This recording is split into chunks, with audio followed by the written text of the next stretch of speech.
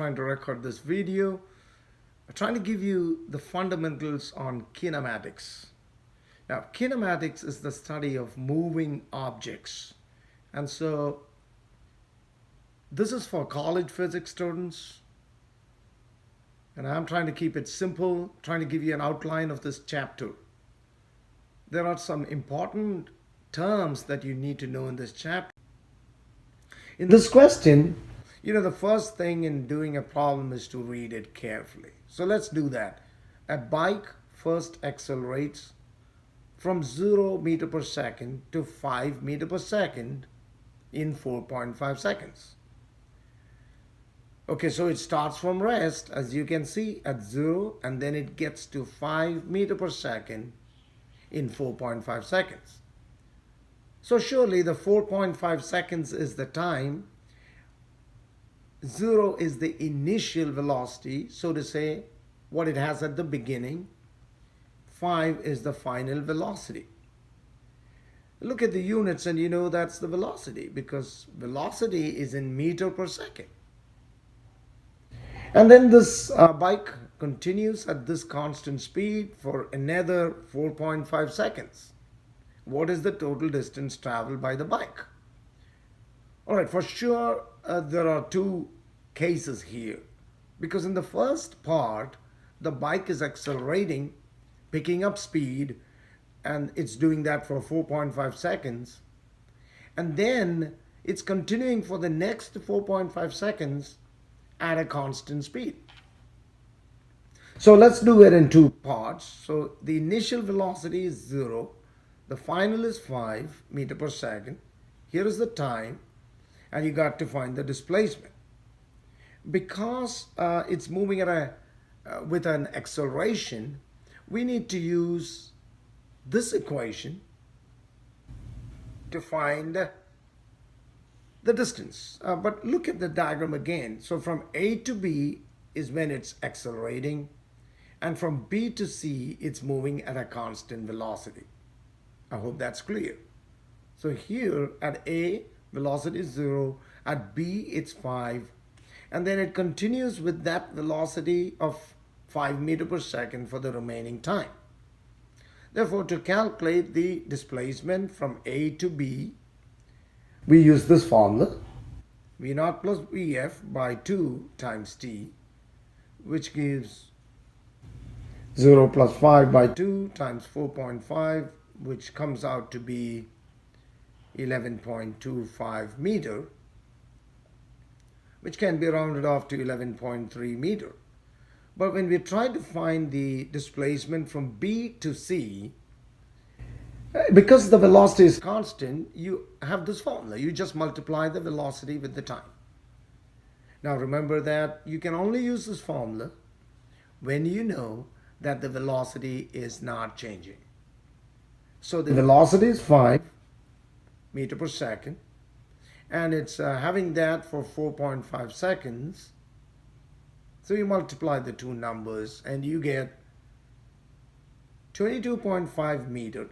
Now to find the total displacement from A to C, the total one, you add the two, you get 11.3 plus 22.5, which gives you 33.8 meter. So I hope you understood how I worked out this problem. Shall we now move on to the second one, the next one? Here it is. This is the second question. Let's read it. A car traveling at 20 meter per second or is traveling at 20 meter per second when the driver sees a child standing in the road. So he steps on the brakes and in 0.80 seconds slows to a stop. Okay, so you see all those numbers there, but he slows at 7.0 meter per second squared. Now what is that number? That is that if you look at the unit, it's meter per second square. So that is acceleration. And because the driver is slowing down, it has to be a negative. Why? Because he's going against the velocity. He's slowing down. So let's get these symbols and the numbers. Initial velocity is 20 meter per second because the problem says the car was traveling at 20 meter per second. And the time is 0.80 seconds.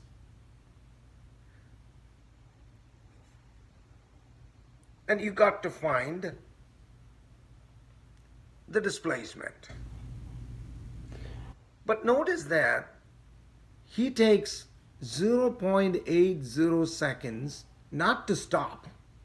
No. That's the time he takes to step on the brake. So in 0.80 seconds, the car has already moved this displacement.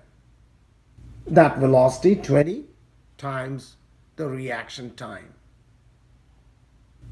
So which is 16 meters. So understand that even before he steps on the brake, between him seeing the child and him stepping on the brake, the car has already moved 16 meters. That's a lot of, that's not a small distance. This is something that people who drive many times forget. That in your reaction time, the car still is moving. But now he steps on the brake and then it's going to slow down, and again the car has to move a certain distance before it stops. So let's find that now. So now to find that, you start with initial velocity 20 meter per second. The acceleration is 7.0 meter per second squared, but it's negative because it's slowing down. I'm going to put that negative. And the final velocity is 0, and we do not know the displacement. You got to find out which equation to use by carefully looking at the quantities.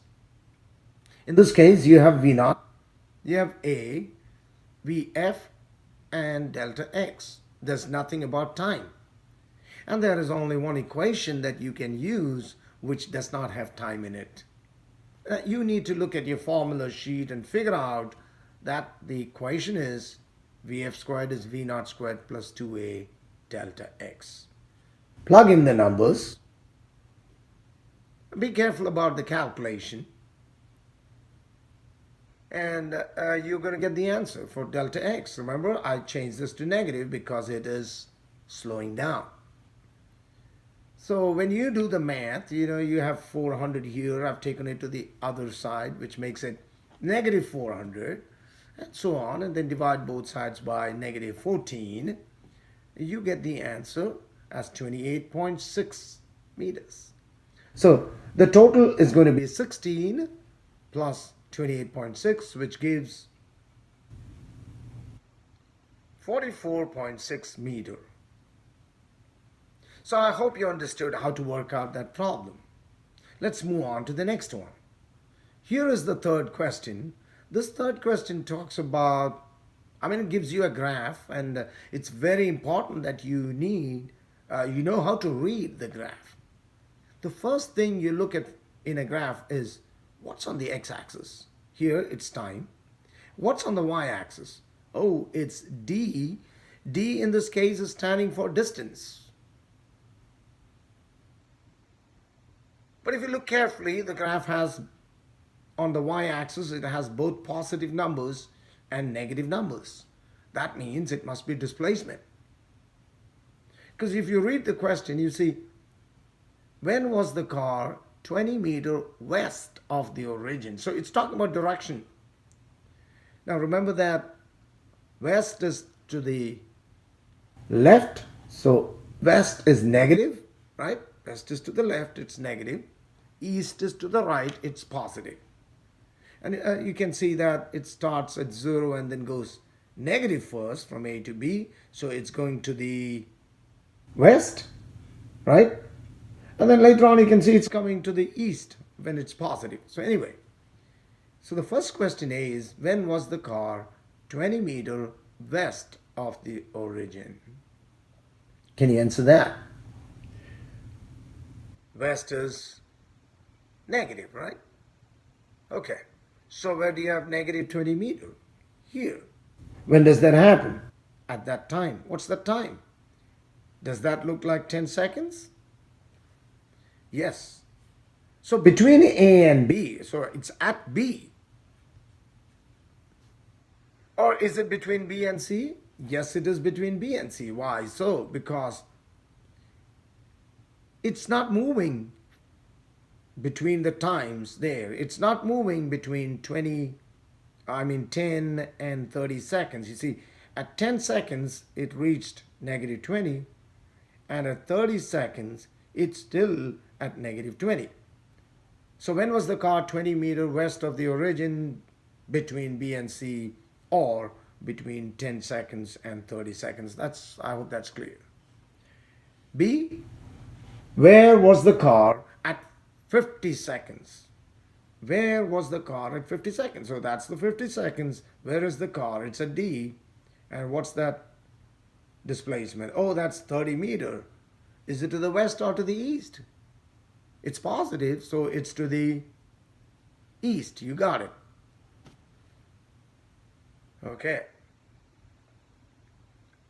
So it's 30 meter to the east. And C says the car suddenly reversed direction. When and where did that occur? Okay, that's easy. It's a D. Why? Because it was going to the east. You see that it's going to the east. And then all of a sudden it's going to the west. So the thing is, it suddenly reversed its direction. The word sudden is important. So it was like in an instant, something that's going that way is now turning. Otherwise you could have had it even here. But suddenly reverses direction, that only happened at D. Is that clear enough? Okay, let's move on to number 4. Here is this question. A car starts 200 meters west of the town square and moves with a constant velocity of 15 meters per second toward the east. Okay, it starts 200 meters west of a point, the town square. So west is, remember, negative. So it's like 200 meters negative from the town square, and then moves with that constant velocity of 15 meters per second toward the east. So it's moving in the positive direction. Draw a graph that represents the motion of the car. All right, in a graph, it has to have two axes. One is the time axis, and I am taking it in minutes here. 10 minutes, up to 10 minutes, and then since it's starting 200 meters to the west, I'm going to start with negative 200. And here's how I do it. Where will the car be 10 minutes later is the question. Okay, so look at the graph first. Is that making sense? It's moving at 15 meters per second to the east. So starting from here, it's going positive. See, it's going to the positive. And right about here, it's reached the town square, because the town square is the origin. It was 200 meters away. Remember that? So kind of like after 13 seconds, it's reached the town square. Where will the car be 10 minutes later? Let's find out. It's moving at constant velocity. So if it's moving at constant velocity, what we do is we multiply that velocity with time in seconds. It has to be in seconds because you have meter per second here, so this has got to be in seconds. And you see that it's moved 9,000 meters. That's the total that it's moved. But because it was 200 meters to the west, you got to take away those 200 meters and say that it's now 8,800 meters from the town square. I hope that makes sense. So it has moved 9,000 meters in total, but since it was 200 meters negative, you got to take that away and say, hey, it's 8,800 meters from the town square. Now the B part says, when will the car reach the town square? So we're looking at that time. You can clearly see that it's more than 13 seconds. Because all right, if you extend this graph, you will get it more than 13 seconds. How do you find that? Time is displacement by velocity. To the town square, it was 200 meters, wasn't it? So you divide that by 15, which is the velocity, and you get the answer as 13.3 seconds. That should make sense. And graphs are very important. You should be able to draw graphs and read graphs. All right, shall we move on to the next one? At the same time, the car in question number 4 left.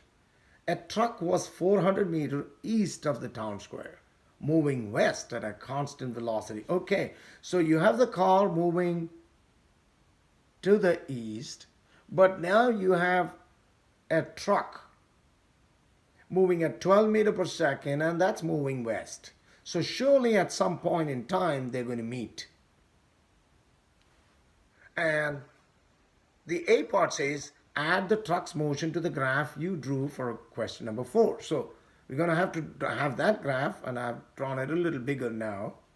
So that's the graph which we had before, and I'm extending it to the positive side because the truck was what, 400 meters east. So the truck is going to start positive 400 because that's east. And I have the time here. It's 1, 2, and 3. I'm just writing every other number. So here are the two graphs now. That's the graph for the car that we already had. And now we have the graph for the truck. Remember that the car had reached the town square about 13.3 seconds, right, later. So there it is. And then I extend that graph. And here is the truck. Excuse me. The truck starts from 400 meters. It's moving at 12 meters per second. So I divided 400 by 12 to get an idea of where it would be. And then I see that they meet here. Find the time where the car passed the truck at this point. How do I get it? Look at B. Time is what? Time is displacement by velocity. But in this case, you have two objects moving. One is moving at 15.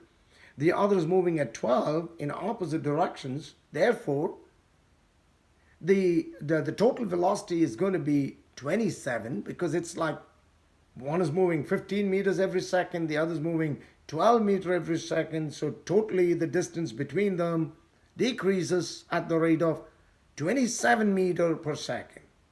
Therefore, the total distance between them was what? The car was 200 meters to the west of this point, and the truck was 400 meters to the east. So the separation between them was 600 meters. Are you with me? 200 to the side, 400 to the side. 600 divided by 27 will give you the answer. I clearly explained why it's 27. So at about 22.2 seconds is where they cross. So if you look at it, this is 22. Well, this is not drawn perfectly, but I think you understand the concepts involved and the power of drawing graphs.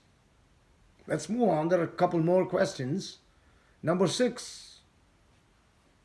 Now this question talks about a car coasting backwards downhill. Oh, that's dangerous. It's going downhill and backwards at a speed of 3 meters per second. And that's when the driver gets the engine started. And after 2.5 seconds, the car is now moving uphill. Okay, something that was going down is now going up. And it also says, assuming that the uphill is the positive direction, what is the car's average acceleration? What is acceleration? Acceleration is change in velocity divided by time. What was the initial velocity? Was it 3 or was it negative 3? Remember that anything going down is negative. Anything going up is positive. So keeping that in mind, V naught is negative 3 meters per second. And velocity final is going to be positive 4.5 meters per second.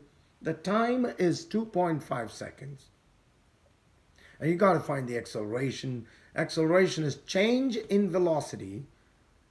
That is Vf minus Vo by t. If you take care of the signs, you are going to get it correct. There is a negative here and 3 is negative. So two negatives make a positive.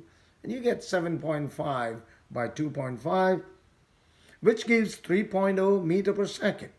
Meter per second squared, I'm sorry. That's the unit of acceleration. So it's 3.0 meter per second squared. Now let's move on to the last one. In this last question, a car slows from 22 meter per second to 3 meter per second. It starts at 22 and slows to 3 or 3.0. So that means this is the initial velocity, 22 is, and 3.0 is the final velocity. And at a constant rate of 2.1, look at the unit, meter per second squared. So that's acceleration, but isn't it slowing down? So it's going to be negative. You got it. And you have to find how many seconds are required before the car is traveling at 3.0. All right. So the initial velocity is how much? 22. And the final is 3.0. And it is slowing down, so acceleration is negative 2.1. And you got to calculate the time. And then you look at the equation, which is the equation that has these four quantities. It's this one, which is the definition of acceleration. Now that part, you got to have some practice to see the given terms and what you're looking for, and you got to make use of the right equation. And that comes by practice, and you will get there. So this is the equation this time. Plug it into that equation carefully and solve for t. So that's negative 2.1, and this difference happens to be, oh, that's negative 19. I made a mistake. I'm human, like you are, so I do make mistakes, but I caught it. So it's negative 19, there you go, by t, and then rearrange that, and you get 9.04 seconds. So my dear students of physics, I hope you're taking your time to understand how these problems are worked out. Well, it's not too tough, neither is it too easy. What you got to do is just maintain your focus and practice, practice, and practice. And I hope to make more videos like this, especially for my college physics students. Thank you and good luck.